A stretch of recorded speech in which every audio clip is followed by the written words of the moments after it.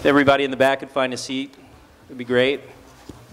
As with the first panel, we're going to dispense with introductions and try and dive right in. Whenever Ariana gets here, we'll welcome her onto the panel.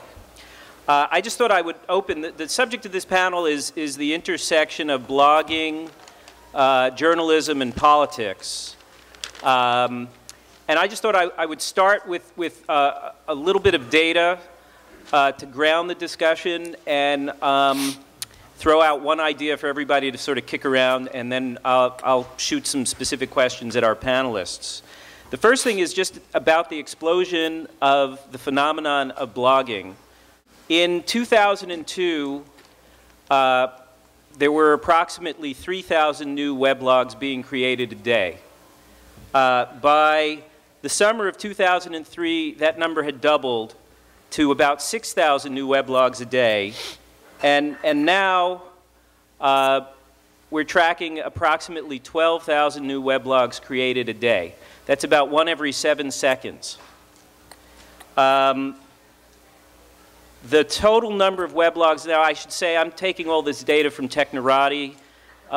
Blatant disclosure here. My brother David is the founder of Technorati and my guide to all of this. He is now tracking close to 2.5 million blogs. And that is, it's amazing. They only hit the 2 million mark on March 30th.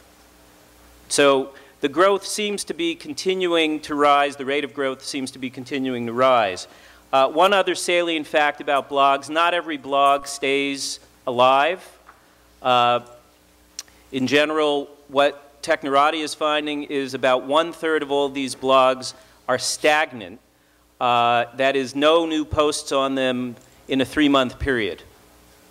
The rest of them are alive. I guess you could think of those 1/3 that die as that diary that you started when you were 16 years old and thought you were going to keep forever. I'm indebted to Matt Gross for that notion. Now, just to lay out one concept about how blogging and journalism and politics are converging. On the face of it, these are three really separate spheres. Blogging, it's done for love. It's done by amateurs. People speak in a personal voice, and they interact like crazy with their readers. Journalists do what they do for pay. They're professionals. They speak in an objective voice. And for the most part, they're top down.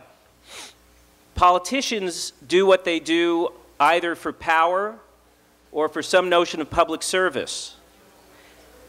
Politics is done by people who are sort of real people, but it's totally filtered through what consultants say they should say.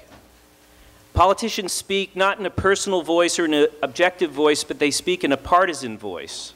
And again, it's all top-down. In terms of accountability, bloggers, in theory, are beholden to nobody, just themselves. Journalists are beholden to their readers or their advertisers. And politicians are beholden to some nexus of donors, constituents, and interest groups. But these three separate spheres are obviously starting to converge. In terms of blogs, some blogs are starting to attract serious money.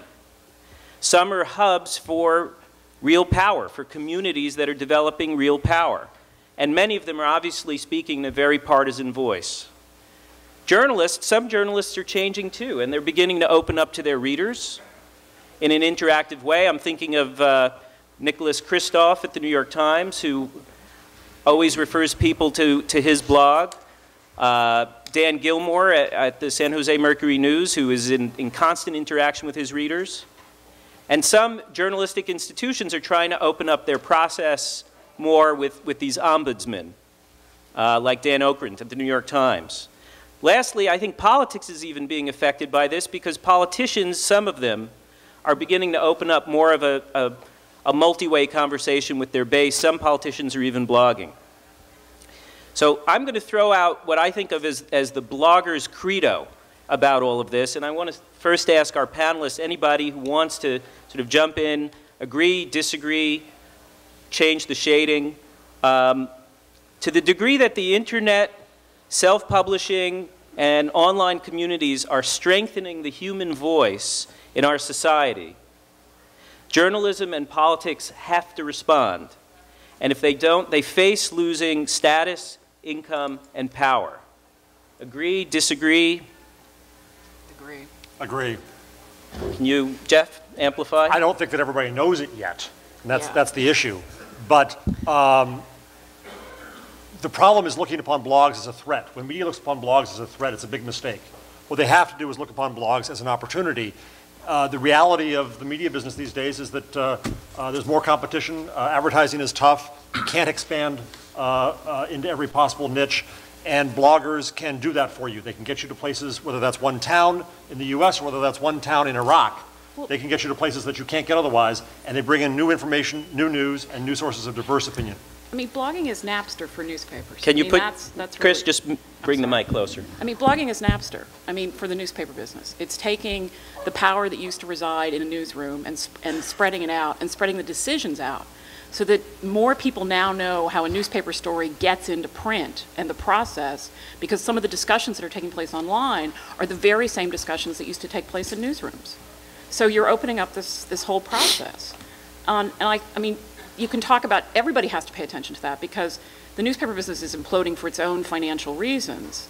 And I talk about newspapers because I'm talking about breaking news and that sort of stuff. But it's a very powerful thing. And I don't think that you can sit around and say, oh, and dismiss blogs or as being amateur or in any way silly. I mean, some of what's going on out there is really important. Jason? Well, I would say that, if you look at what's happening with blogs, there's three main reasons why I think blogs became popular. And, one of them is there's a lot of unemployed people over the last 2 years, seriously. And second, there's a lot of angst about what's going on in the world. And the technology obviously became cheap. But while that was all occurring, you had massive media consolidation, which makes people not trust traditional media. When you see CNBC trumpet Jack Welch as a genius, he happens to be writing their paychecks.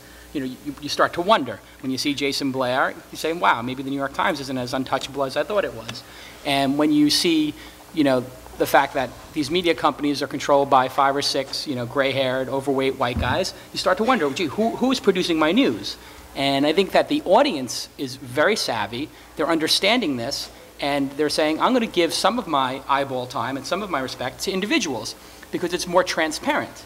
And this concept of objective journalism, I think we all know is farcical. All of us know people who work at the New York Times or Wall Street Journal or whatever, and we all know they have opinions about things. We all know those opinions make it into the paper in some way or another. We all know the paper is driven by the bottom line, and that the sections created in magazines are created, or in newspapers like New York Times. Circuits didn't exist because they needed more coverage of that. It existed because they needed more ads. So that doesn't mean that there's not individual integrity at the New York Times. There is in most cases, and there is in journalism, but the overall system is broken, and everybody in journalism knows it. So then you have blogging come along, and yeah, it's got flaws, but it's got so much transparency and so much honesty that, yeah, I know Jeff Jarvis feels certain ways, I know his agenda, I know what he went through on September 11th. When I read his blog, it feels to me a little bit truer than when I read the New York Times and I wonder, is this another Jason Blair? Is this story motivated by this agenda or that agenda? I don't think that's entirely fair, but I do think one of the things about political coverage that is really true and was reflected in the panel before us is that it has become an insider's game. Political coverage is such inside baseball that everybody's in on the game. And it's true of the big media papers, the Times, as well as the big TV networks. And it's even worse for TV. Nobody ever talks about appealing to your, core supporters or your most fervent supporters. People talk about appealing to the base. And everybody goes, oh yeah, we have to appeal to the base. Come on. I mean, it's all this lingo, and and I think that that's one of the reasons that blogging has really seen it rise up in politics, and with the Dean campaign in particular. You had people speaking English. So if I'm hearing this correctly, we've got two things going on here at once. We have the breakdown of the credibility of mainstream journalism and the desire for a kind of unvarnished voice in politics that isn't so much about the game, but it's about the substance. So in a way, Eric, two of the critiques that you've been making for a long time about the failures of mainstream journalism to do a good job of informing the public, that in a way the blogosphere is now the solution to that? No, I wouldn't say it's the solution. I'm of 3 or 4 minds about this issue. On the one hand, I don't disagree with anything that's been said about the reasons why it's not a good idea. Hello there. The reasons why it's not a good idea to take any journalism as gospel, and that certainly blogs do perform an incredibly useful function of holding journalists' feet to the fire. The best example of that, in my view, being Atrios and Josh Marshall forcing the Trent Lott story onto the agenda and eventually deposing Trent Lott. On the other hand, a big problem with journalism right now is that it's filled with crap that is either unimportant, personally narcissistic, or untrue. And it seems to me that adding millions of people, as you added, who have no particular credential, don't know how to weigh various forms of material, are basically amateurs in both the best and the worst sense of the term, is going to contribute to that problem. So that you'll end up with a problem of bad money chasing out good money and less good money in the system if blogging is seen as equally legitimate, if what an unknown blogger says is seen as equally legitimate as what is filtered through the New York Times, then we no longer have any criteria for determining what is actually, what's been determined to have some evidence behind it. And that worries me. I'm not saying we're there yet. I'm not saying it has to go that way. And to one degree or another, I'm sure people will say, well, bloggers provide their own kind of check and balance system, so that I know to believe Josh Marshall, say, and I know not to believe somebody whose name I won't mention, doesn't occur to me right now. Who's that, Matt Drudge? Well, yeah, I would put Drudge in that category. But the fact is that it's not in, there is no, people always say that blogs are self-policing. Well, I don't see it. Well, how about the comment section? I mean, if the New York Times had a comment section under Jason Blair's stories, do you think he would have gotten away with his shenanigans for so long? Do you think the New York Times would ever consider putting comments under their stories? Well, I think I might hold a record for being most critical of the New York Times for this very issue in the pre-Jason Blair era, and I'm horrified by it. I can't believe that even now they haven't responded to the Judy Miller controversy. I mean, it's incredible that they're still maintaining that wall of arrogance and so forth. But again, I just want to. I'm all for blogs. I do one. I love them. But I don't think that it's sensible, in economic terms, to say that they can replace journalism, because journalism is very expensive to do well, in any case. And second place, I do think there's a function, a sort of gateway function that journalism performs that I'm not willing to give up. I think it's useful. Let me shift slightly the conversation for a second and bring in Congressman Weiner. Congressman, I'm curious to know if you think blogs matter to members of Congress. Do they matter to you? Do you read any? Are they talked about in the cloakroom when somebody sees something on a blog? Well, for a large number of members of Congress, they think a computer virus is something that makes you sick. I mean, these are not the most technologically savvy collection of men and women around, largely because in many cases they got elected before the technological revolution. Some of them were elected before the Industrial Revolution. The problem with blogs as an instrument to influence politics is that it fundamentally it puts in conflict two things. One is our desire to read everything written about us. And the other is the idea that you've got to measure who's saying it, where they live, how many of them are, et cetera.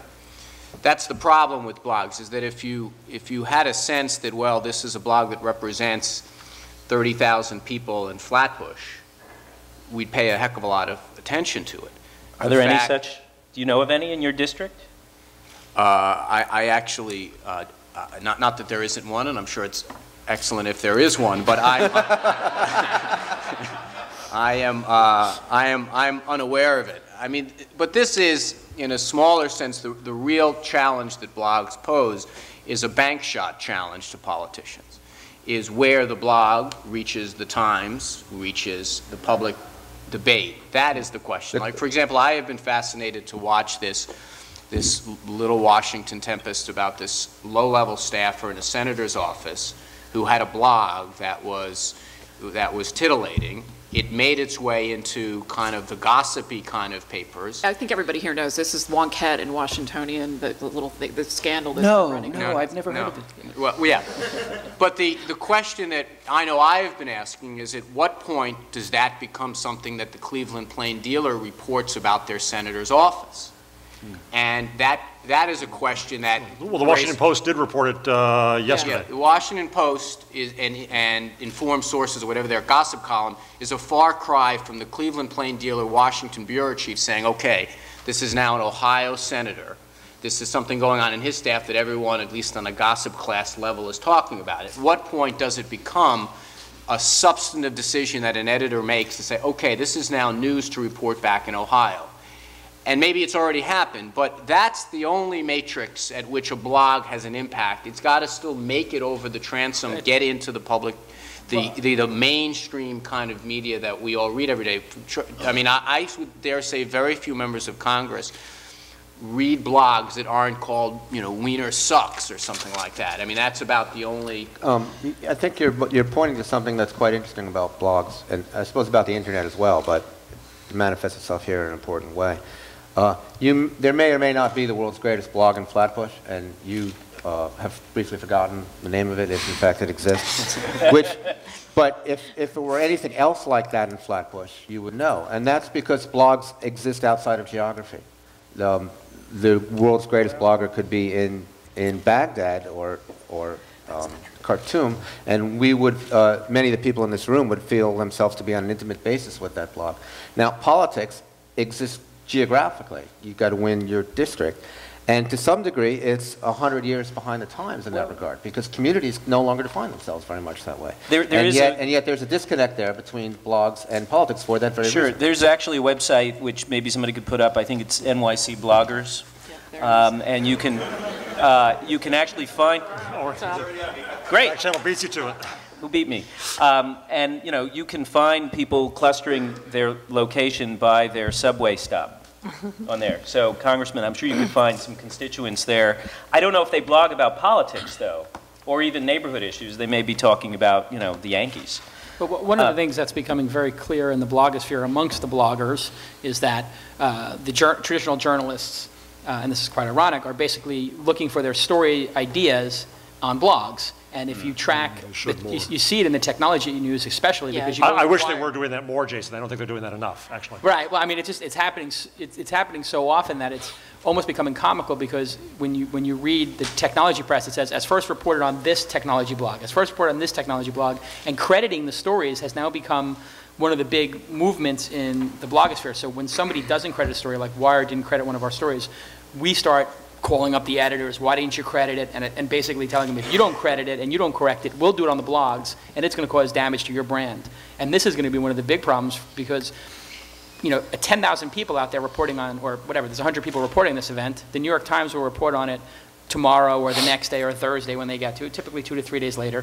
And the savvy people, the top 5–10% of the audience, is going to have read about it on BuzzMachine or MyBlog or any of the other number of bloggers who are in the audience. And that when you lose that top 5% of any audience in publishing, that's the influence. Those are the influencers, and that's the big problem, because I open the New York Times or other tech publications, I look at it and go, I know about that, I know about that, I know about that, I know about that. Why am I getting this? Why, you know, I don't look to the New York Times for breaking news anymore. I look to blogs for breaking news. Right. Well, maybe you look at the Times because you know a million other people are still looking at it. I want to bring Arianna into the conversation, but first, Arianna recently wrote what she called a mash note to the blogosphere, where she declared her love for bloggers, and said that she was ready to take the relationship to the next level and start going steady. And she actually asked if there was an ID bracelet that she could get, and Britt Blazer and some other folks actually have brought us the Arianna, this is your ID bracelet, and it says, bloggers love Arianna here. So it's yours. So, Ariana, if you would, well, number one, if you want to tell us why you love bloggers as a corrective, but I'd actually want to ask you to give us your thoughts about what it means for politicians not to be getting this. Okay? Okay, first of all, thank you so much for my ID bracelet. Second, I'm sorry I'm late. I'm traveling with my 15-year-old teenage daughter, which immediately throws all plans out of the window. And thirdly, let me just say that my love affair with the blogosphere is because of politics. You know, it is because I believe that blogs have an incredible power to change what's happening politically, a kind of power which mainstream media have largely given up. And when I say that in panels consisting of mainstream journalists, I always get the comment back that, you know, we are covering everything you are talking about. What do you mean we are not covering all the stuff you care about? The truth is that what makes blogs so powerful and important for me is the relentlessness with which they are covering something. Because sure, it's true, just about everything appears somewhere in the press. I mean, as Mike Kingsley said, the real question is what page the front page story appears in the Washington Post. But it's the relentlessness with which, say, Josh Marshall covered the Trent Lott story that made it actually change what happened to Trent Lott. Otherwise, it could have just been another story reported on page 826 of the Washington Post.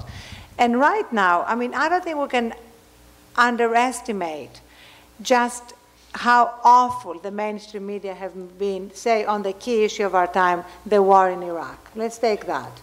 In terms of before we went to war, which is when the media really matter, right, as opposed to now, when the president's approval ratings are hovering around the same place where his dad's were before he ran for re-election. Now the media are joining in. But before we invaded Iraq, I mean, that is such a huge responsibility that they bear for the way that they covered the intelligence failures, for the way they covered everything leading up to the war. So the existence of blogs is really a huge corrective at a time when mainstream journalists care more about access and they care more about being part of the team, and the self-censorship that goes on is absolutely astounding. And basically they seem to be so driven by poll numbers. I mean, on that issue of the war itself, there was all of this information that's now coming out. You could have found it on blogs. I had one sentence on my blog this morning bragging that my readers didn't have to wait till a year after the war to hear about Anthony Zinni's comments about why this would be a terrible mistake. We had it in 2002.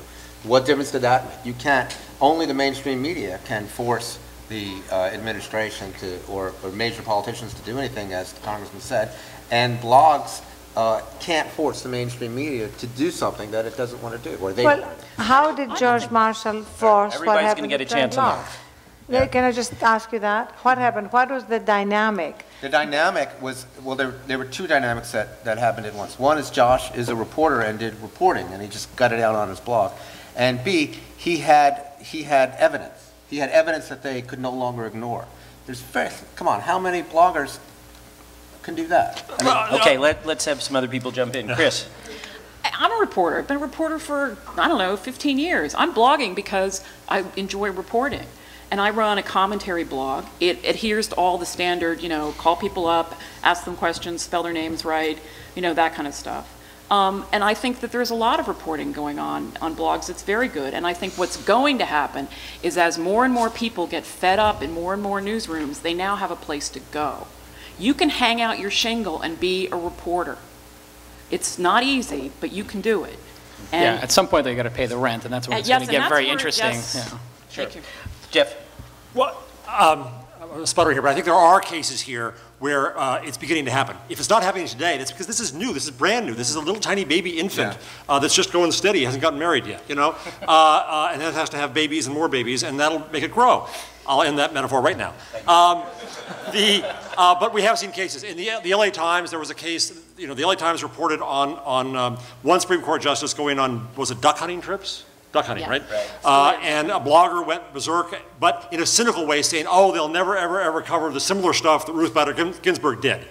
And they hounded it cynically. Well, guess what? The Times did turn around, did call the guy, did do the story on page 1. And that blogger had to turn around and be a little less cynical about the media now because the first time there was a connection. Second quick story. I want to do Iran and Iraq for 1 second. In Iraq, we had one blogger, Salam Pax, who did an amazing job.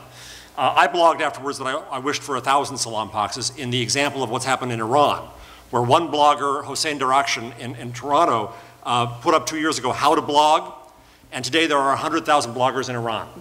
And that's really powerful. They write about their culture, about politics, about women's rights, about sex, about rock and roll, things they can't talk about. The mullahs occasionally try to stop them and have cracked down on the ISPs again this week. But now the vice president of Iran is blogging, and the president of Iran is bragging about how many Iranian blogs there are. There's a Johnny Appleseed effect there. One person yielded 100,000 people, and that can happen here. The same thing finally in Iraq, where one day a dentist named Zayed emailed me and said, well, you're right, we need more blogs in Iraq. How do I do it? And I said, well, go to Blogspot. The next day he's publishing his blog. He's being quoted all over.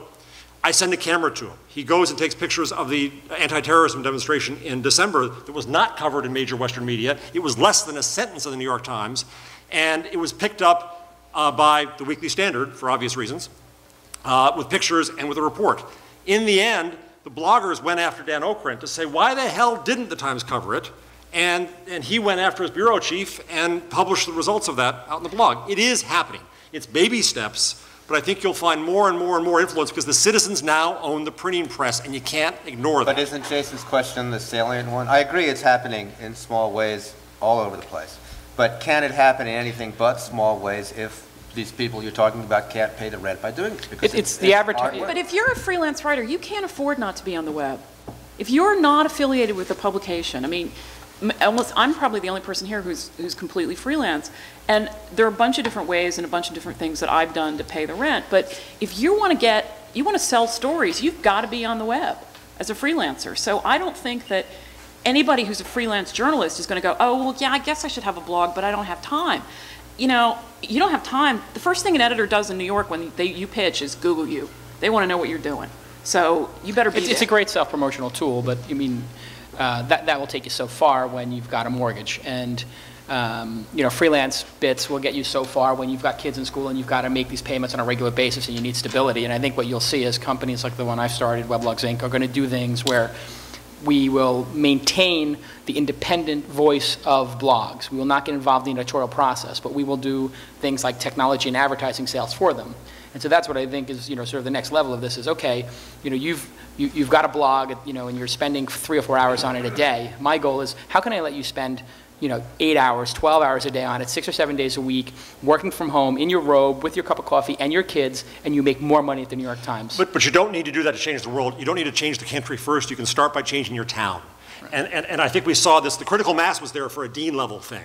Yeah. But I think it's going to come down to definitely Queens, and it's going to come down to little towns in Massachusetts where we have things. And you're going to find people who don't need money to change the life of their town, and then the county, and then the state, and then the nation. I think you'll see it grow up that way.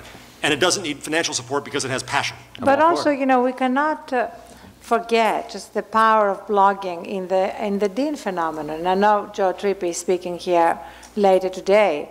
A part of it was just the obsession that Joe had with blogging himself and the way that he would blog through the night and keep everybody else responding and energized. And conventional campaigns think they just start a blog and that will be blogging. There's a certain passion that goes into it, and there's certain individuality that you can't just get by hiring somebody to pretend to be the candidate. That's another thing that people seem to forget here is, when there's going to be plenty of mainstream blogs. The New York Times is going to do blogs. Everybody's going to do blogs, but they're going to be edited, and they're not going to be raw, and they're not going to put comments on it because they think that they're better than everybody and that, they can't possibly make a mistake. And when you see a mistake in the New York Times, say, where's the correction? It's like buried on page 12. That's not entirely fair. It's totally fair. Dan Gilmore, I mean, it may, it's easy to trash the New York Times, okay? Well, but true. Yeah. But Dan Gilmore runs a blog, and he's not edited. And Dan's blog is not, I worked with him for 2.5, 3 years, and it's very much a statement of what he's about, which is both enormously frustrating and very funny, and nice. I feel like I can talk to him still. And, I mean, and he does a number of different things, but I don't, the Mercury News doesn't edit him, and Yeah. that's Knight Ritter. It's I've the been second doing an edited corporate-backed blog for 2 years and 2 days. I had my 2-year birthday. anniversary Happy birthday. on Friday or Thursday. I've never been edited for substance. I've a couple of times been edited for taste, and I'm grateful for that. Yeah, no, I wish. What I lose is immediacy. What I lose is immediacy. It takes 2 or 3 hours to get up sometimes, and that's a week in blog time. But I think it's a pretty good. I mean, you know, you wouldn't expect Microsoft to have chosen me to be their blogger. I think that there's a compromise there that is a very useful one, at least in my career, and I think probably for journalism as well. And the question is why aren't more corporations embracing that? There could be. It's not not all that expensive on Bill Gates' payroll. There's lots of opportunities for that. It would seem to me it would reach exactly the same people that they're losing, that they don't know how to reach. So I don't understand why they're Fear of transparency. Well, I want to again try and steer the conversation towards politics and not just the ways that this is affecting journalism. Are there reasons why a politician should blog? Are there reasons why politicians shouldn't, other than they don't have the time? And is there a kind of politician that this is made for or definitely not made for? One who can Yeah, type. One who can type. Okay. Let's look at two stories to show the power of blogging and the internet as opposed to the second story. The first story was the way that the Dean campaign handled whether Dean should opt out of the public financing before the convention. Do you remember? Yeah. Joe Trippi blogged, they asked their members, they asked the people who had contributed to them how they felt, they put it to the vote, they knew what they wanted to do, right? They wanted to opt out of the system, was there any doubt about that? But they engaged everybody, so it became like a group decision. And now look at how John Kerry's campaign dropped the possible bomb that they might not accept the nomination during the convention. And there was nobody else involved. It was just a top-down decision. It was somehow communicated to some sources in the mainstream press. It just really big-time backfired on them. Yeah. You know, yesterday on all the shows, it was seen as another example of Kerry and not being able to make up his mind whether he would really accept the nomination at the time of the convention. He would do it a month later, whatever. So again, this is just the power of blogging and engaging your community. The way the Dean campaign used it, as opposed to the way the Kerry campaign doesn't really know how to use it. It's not comfortable with that. The transparency is what is being demanded across everything, whether it's corporate life or media or politics. Yeah. So, Congressman Weiner, I'm curious. You don't blog, right? Well, I don't have a need to blog. There's no barriers to my constituents reaching me in any number of ways. They don't need to talk to one another to get. Why don't they need to talk to? Well, no. Let's go take that for a second. Why don't they need to talk to one another and convince you of something and make the conversation the politics is? Why don't you blog? Why wouldn't you do that with your constituents? Well, let me just finish my thought. I mean, there's many ways that my constituents can reach me directly. Tell me what's on their mind. Send me an email. Send me a letter. Call me up. See me on the street. See me at one of the 30 or 40 things I'm doing each week in the community. There's no lack of intimacy. Some people complain I'm around too much, you know, that they want to get rid of me after a while. The problem is that, you know, we don't have a dynamic in 99.9% of elections that you have in a presidential election. This panel continues to confuse what goes on in a presidential election with politics.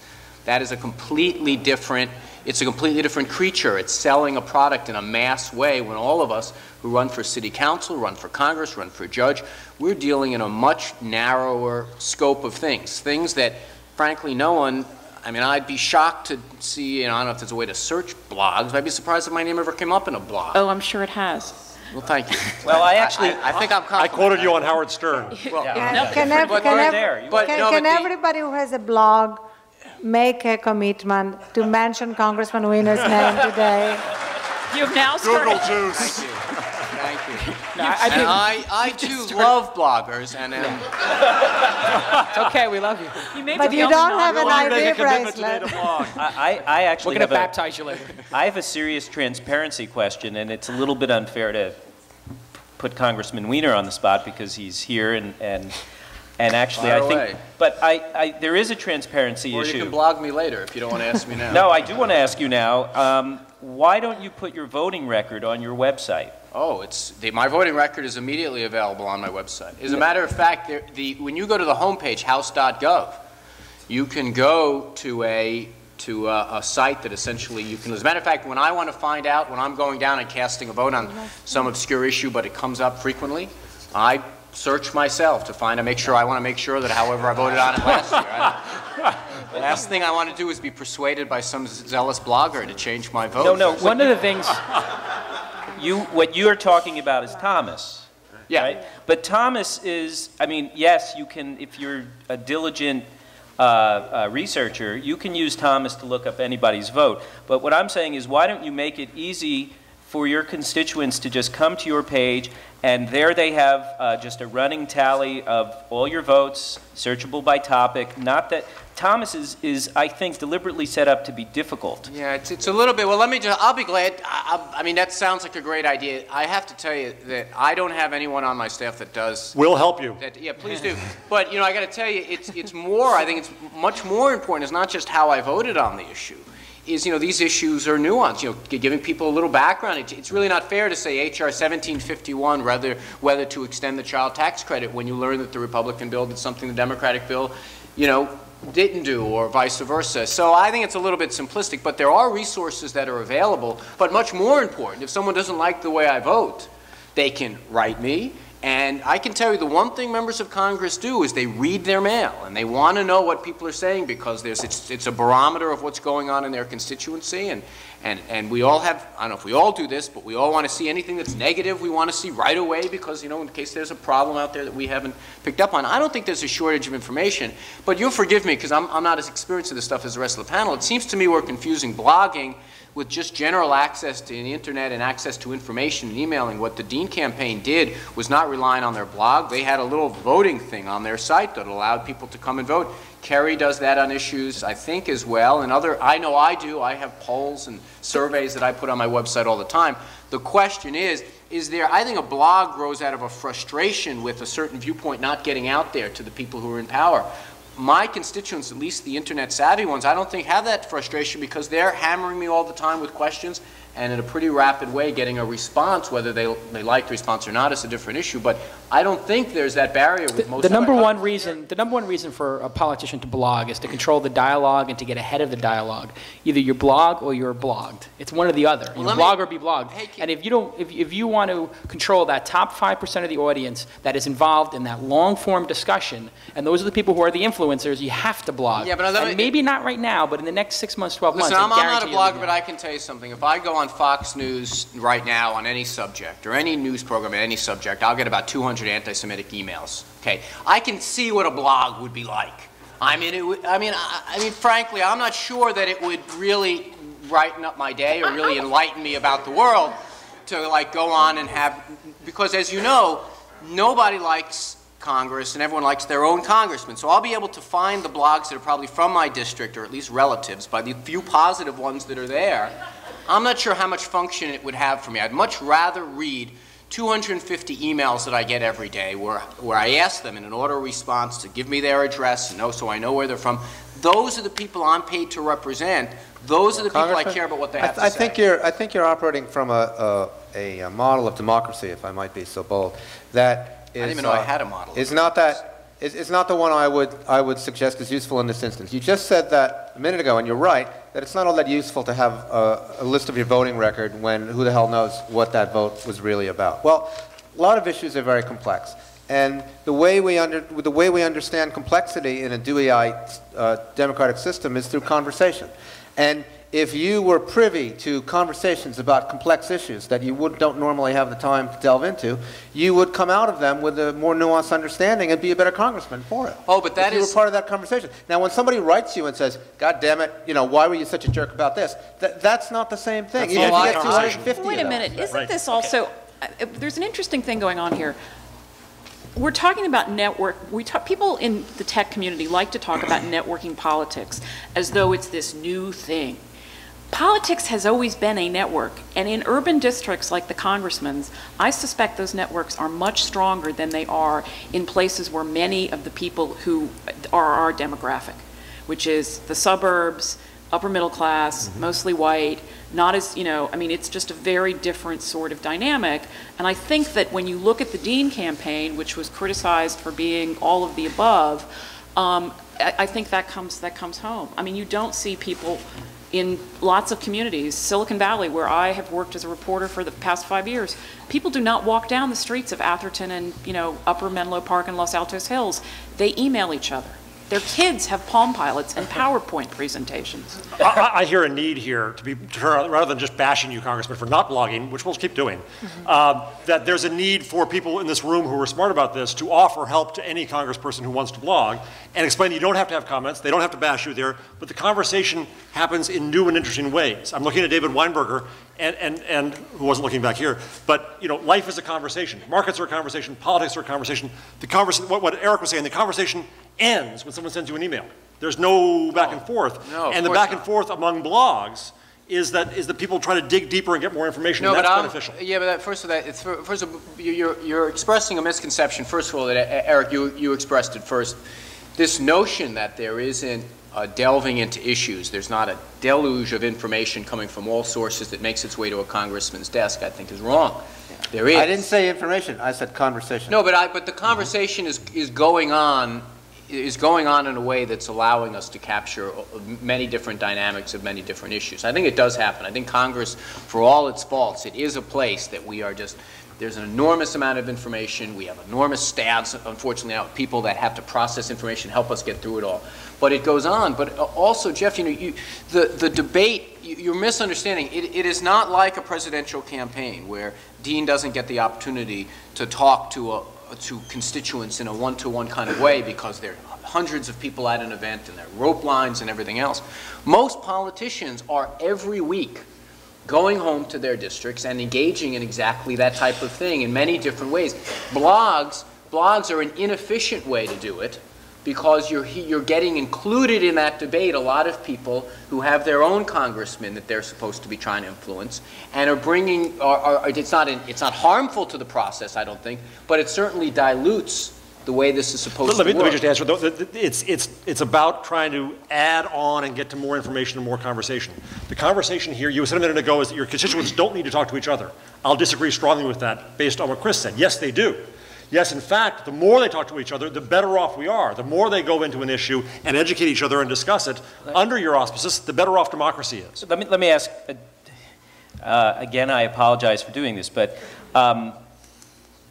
what is voter turnout in your district like? And assuming that it is the norm of less than 50%, are you saying that things are just hunky-dory and everybody in your district is connected and served and feels engaged? I mean, yes, sympathize with your already having so many information inputs, but there's something broken about the democratic conversation when half the people don't even bother to vote. Yeah, I can't dispute that, but it is I have yet to see the correlation between more people engaged on the internet and increased voter participation. I haven't seen it yet.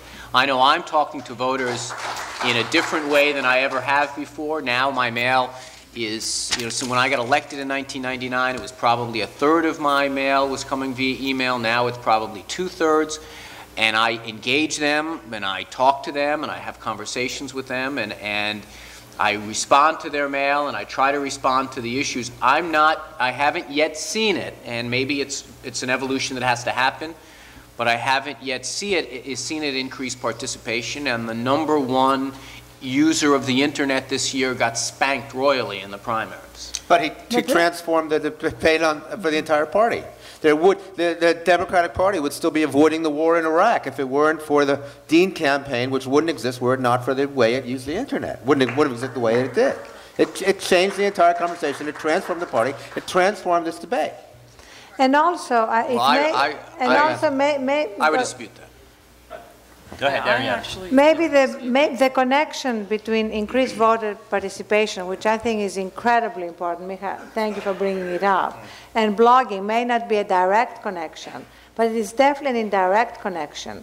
If blogging brings certain issues to the forefront that galvanize voters, then that's the way to get them to participate. I mean, one of the things that Joe Tripp and I did last week was we put together this petition to John Kerry to come forward with a bigger, bolder, more visionary message. The idea is that if he wants to inspire or galvanize or get out any of the 50% who are not planning to vote right now, he needs a message that is bigger, broader, more compelling, and more inspiring.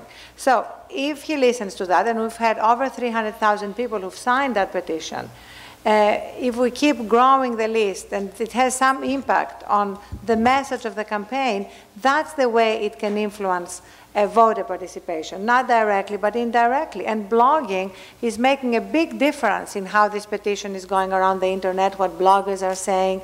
I mean, it's impossible to miss the significance of what blogging is doing for those who want to change politics. I think perhaps that's really ultimately the bottom line for me about blogging and politics. If you like the way politics is right now, then blogging is of no use to you. You know, if you like the way the system is, if you like having just 50% voting on a regular basis and you accept this as just that's how democracy is in this country, and if you like the two-party system without any electoral reform, that's fine. But if you really want to change things, I think blogging is a hugely important tool.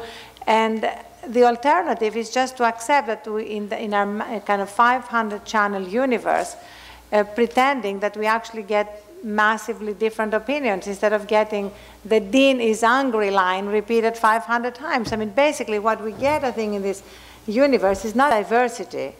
It's really we get repetition of the conventional wisdom until we all come to believe it.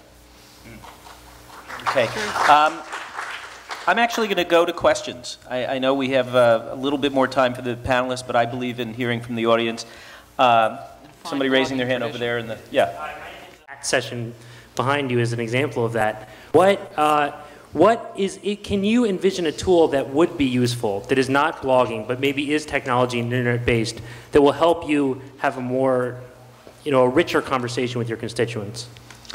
Well, I don't know how we get there, but my great lament, and this is something that the internet has been at once helpful and frankly harmful at, is that our debate in this country on too many issues has become too glib.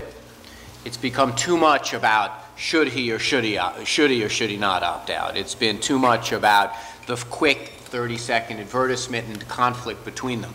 I think all of us, well, at least I do, hunger for a much broader, more nuanced debate. And if there was a way, and I guess blogs do this, if there was a way to bring the blog to more than the 15 or 20 people who are participating, or the 100 or 200 or 300 or 400, is to try to bring that debate into the world in a way that can be more functional for me. I don't know how you do it. Right now it's not there. Right now I can't measure how many people are involved, Just to give you an idea, Andrew Sullivan gets about 100,000. Yeah, I got to tell you something. I mean, listen, no disrespect. I mean, I'm a blog person, but I hardly ever get a letter or an email or someone stopping me in the street referring to something that they read in a blog.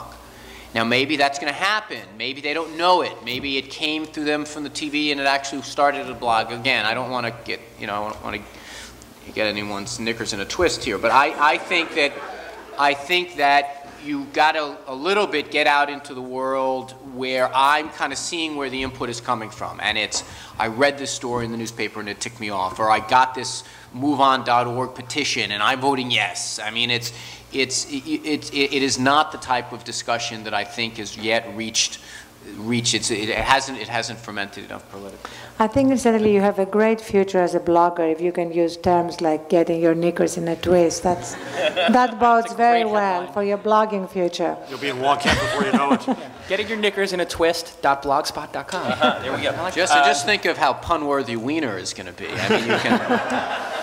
Are there issues from grade school coming up here?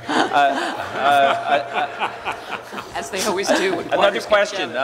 Where's Sorry, yeah, folks with the mics just need to We know. First a comment and then an unrelated question. say who you are. Also. Sorry, I'm Ben Ron with ActBlue.com. The comment is one point of having a blog or an online discussion that that didn't quite come up, and I wanted to highlight is that Congressman Weiner said that there is this ongoing discussion, and one of the nice things about a blog or some sort of online format is that it gives all of us an opportunity to actually see how that discussion is happening. We say, hey, actually, there is real interaction going on here. Maybe Congressman Weiner isn't just making this stuff up. He's a good guy after all. He's not bashing the blogs, unnecessarily. So I think it would help reinforce the kind of interaction that you want. The unrelated question I have is, I was just curious if you could comment on what you think about some of the very sort of activist blogs that have been doing serious online fundraising, like Daily Kos and Atrios and others. I was just curious if you could comment on how you think that figures into how blogs interact with the media. Well, let me just take the first part of your question first. What you're describing is an extraordinarily valuable thing.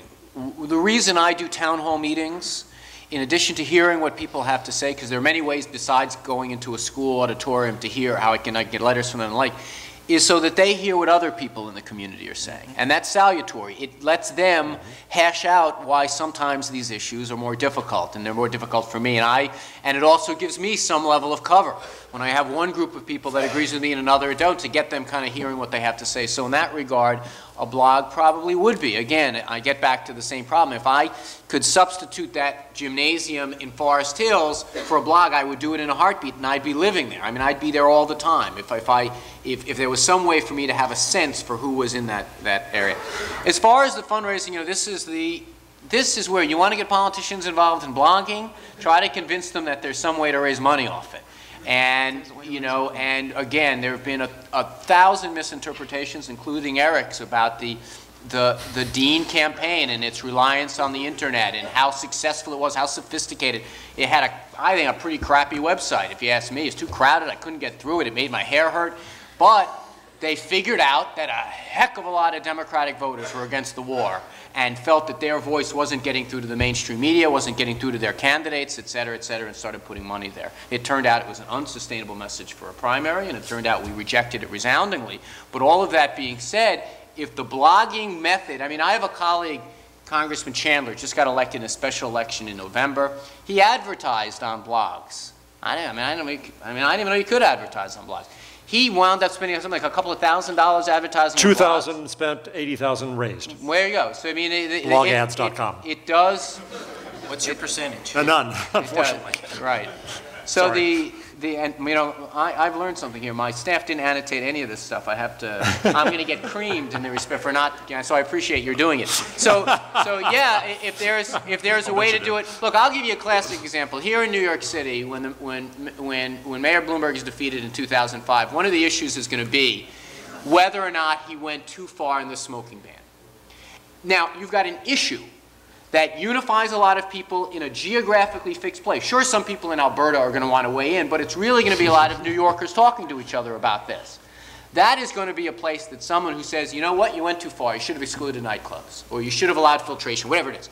Some politician who's going to go in there and say, all right, this is a blog where I can really reach a lot of people that are important to me. But remember, that's animated by an issue that has a time and it has geography. That's where it becomes valuable. Okay, other questions? Any questions? Way in the back. If we work off the premise that you're all old and that younger people... Tell us who you are. Steve Weiss. How old are you? I'm 23. And I even feel old sometimes. And if we work off the premise that you're all old and that politics in this new medium are developing, and do you think that there's a hesitancy on your part to kind of accept the younger generation doing these things more thoroughly with greater permeation? And what happens when someone my age runs for Congress with a blog, runs for president with a blog, and are you going to be willing to... You're not allowed to run for president with or without a blog. You have to be 36. That's why I use the Napster analogy, because But Napster, you can run against Congressman Weiner. And succeed, maybe. You'd have to be 24 for that. First, you have to amend the Constitution. I don't think you could do that by blog. Well, 12 years of blogging between now, that would be quite... Sorry, who's speaking? First of all, that's the main reason I use the Napster analogy, because Napster was a kid's technology as it started. I mean, some guy sat down and wrote a program so he could share records, music with his buddies. That's what it was. But I think the other thing here is that I'm not entirely convinced, as somebody who's watched politics for a while, that the Dean campaign wasn't as much a youth movement of people who happened to be savvier about technology than anything else.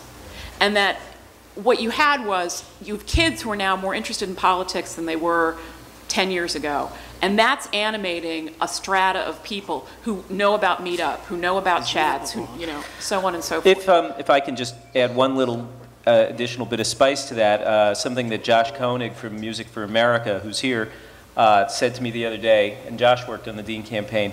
He said, in most high schools in America today, some kid has put up a website or a forum where the kids all talk back to the teachers, they talk about them, and that whole phenomenon of questioning authority, speaking truth to power, is out there and alive in their lives in a way that you think it's going to go away when they get into the work world or into the political world. No, I mean, but it's not when was the last time you saw an 18-year-old read a newspaper? Nope. I mean, that's really what we're talking about here.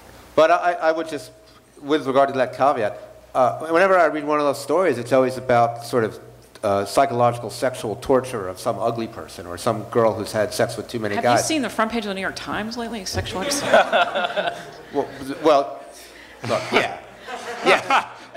Give you the answer now. No, but my point on that is that if we're going to celebrate blogs as an expression of democracy, and I very much do that, we have to be cognizant of the dark side of blogs. And a girl reading about her own sexual history or her pimples on a high school website is just about as awful as you can imagine. Something that we didn't have to worry about back in the day. Was in the bathroom stalls. I mean, can I take a stab at answering the gentleman's question? There is a certain level of, when you're an incumbent, you want things to kind of stay the way they are that got you to incumbency. There's no doubt about that.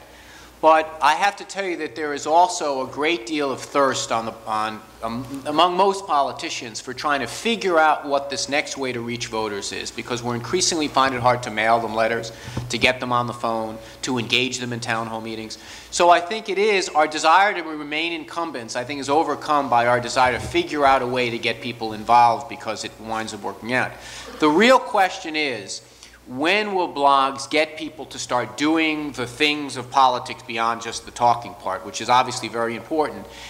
That's why, like the Meetup thing, and I had to ask Mr. Kokanis whether that counted as a blog. I guess it doesn't. I mean, but the Meetup thing did raise a lot of eyebrows because it was getting people to actually go out of their homes into a physical environment where you could register them to vote, you could get them to turn out and the like. But again, I think you're being a little bit too cynical to believe that we don't want to try this stuff. I mean, we're prepared to try it, but you have to realize that there's a threshold necessity that has to make in order to make the thing work. And where do you live, Mr. Weiss? Washington Heights. Washington Heights, thank goodness.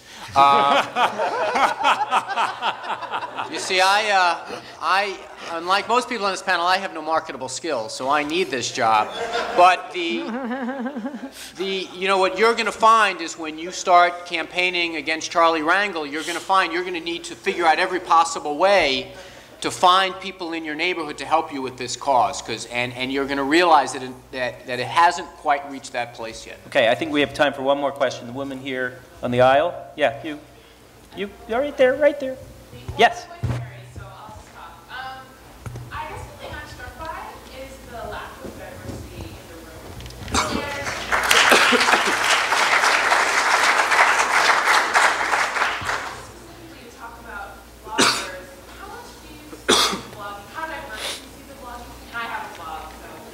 What's your blog? You've just increased the diversity. Yeah. It's tuckergirl@typepad.com. Okay. But I guess my question is, one of the things that Congressman Muir talks about in talking about having town hall meetings is you're getting access to a different community, a community that isn't blogging. And how diverse do you think the blogging community is? Do you think that is going to change, not just ethically, but in a socioeconomic way? Because, technology is... Socioeconomics plays a role in that in terms of who has access to computers, who has access to the ability Jason, a quick... Well, I mean, William Gibson said the street finds its own use for technology, and the stuff that would be $6 a minute cell phones, quickly finds its way, into the ghetto or wherever it can go, and it gets commoditized very quickly. One of the things I find actually great about blogging is, a lot of times I don't know the gender, the age, the race of the people who I'm reading about. I just know what they're writing, and I find that in some ways very liberating in that. It's hard to, judge a book by its cover when you read it. It's just your value in the blogosphere is really your words. And that, to me, is a beautiful thing. When I hire people to, or partner with people to work with us, a lot of times I've never met them, and I think to myself, I wonder if I met this person, in an office, in an interview setting, if they didn't perform well in an interview, if I'd actually have, decided to work with them or not. And I think that's sort of the more interesting part of that question. Of course it's going to be everywhere. I mean, email is everywhere. Everybody's got, email devices that are $30. Internet is, everywhere. I think you're going to see a lot of people participate in it who maybe didn't have a way to participate previously. I'm sorry, I have one question here. Sorry, who's got the mic? Back here. Well, if you've got the mic, you get to ask a quick question. My name is Ijo Vinuwer. My question is for the congressman.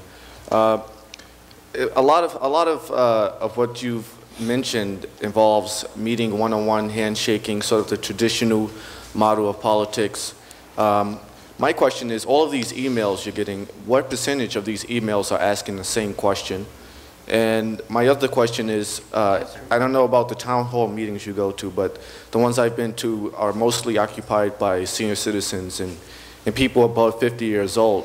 Don't knock it, baby. That's my bread and butter. Those people vote.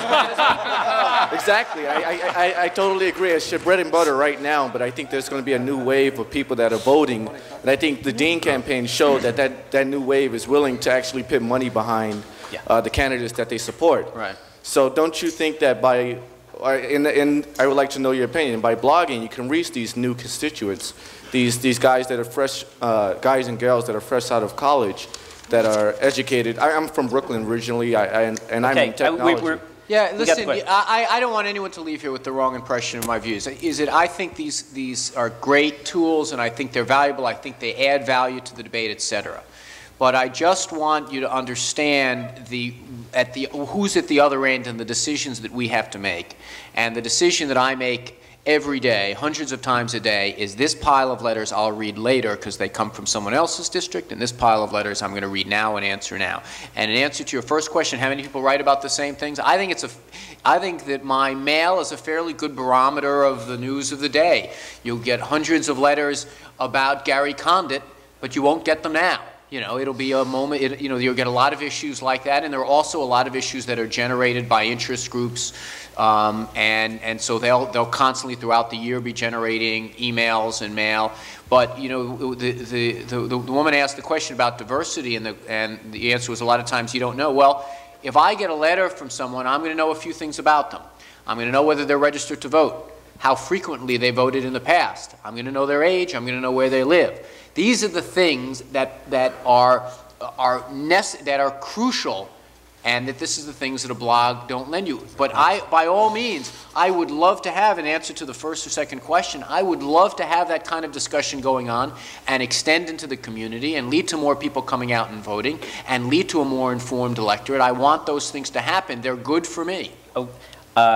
I think Andrew Richet said this morning that we would have a demolition derby of the intersection of politics and the internet, and I think we've succeeded. I know there are more questions. I suspect, unless somebody on the panel has a very quick final thing to say, Chris, you're... I want to get at your point about blogging and minority representation and getting out of the same socioeconomic group. I think it's a real mistake to define blogs as something that is in stone right now. And I think that it's a cheap way to get on the net for a lot of people. And I think that's going to be a real voice for a lot of people. I mean, you're spending a lot less money, just because I know how much I'm spending. I'm spending more on my site than you are for many, many different reasons, but you're still being heard. Right. The baby is just dating now. Which I think is illegal, but we'll go on that. Thank you very much. Thanks, everybody. I think we need a housekeeping announcement about lunch. Lunch is in the courtyard and the cafeteria, which is, and you walk out on around to your left. And we're going to start the keynote at 1:15 sharp, so please come back at that time. Thank you so much. Thank you. Pleasure. Thanks for having me. I didn't, this stuff was someone else apologized for hitting me tonight. I don't know, I actually noticed it. Thank you, I really enjoyed it. I'll play your silly game.